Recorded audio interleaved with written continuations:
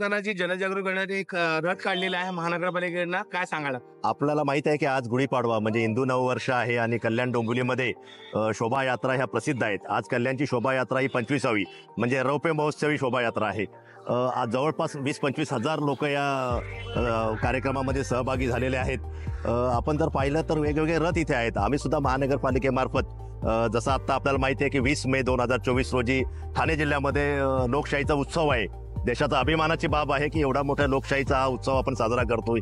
20 मेला मतदान करण्याच्या अनुषंगाने जनजागृती करावी म्हणून आज आम्ही रथ ठेवलेला आहे. या शहरामध्ये हा रथ संपूर्ण शहरामध्ये फिरत आहे. डोंबिवलीमध्ये सुद्धा फिरत आहे. आम्ही वेगवेगळ्या ऍक्टिव्हिटीज या निमित्ताने सुरू केल्या आहेत. त्याच्यामुळे आम्ही 20 मे ही तारीख जी आहे ती या निमित्ताने सगळ्यांच्या तोंडी कशी येईल याचा प्रयत्न करत आहोत. हा उत्सव लोकशाहीचा आहे, लक्षात असू द्या. 20 मे 2024.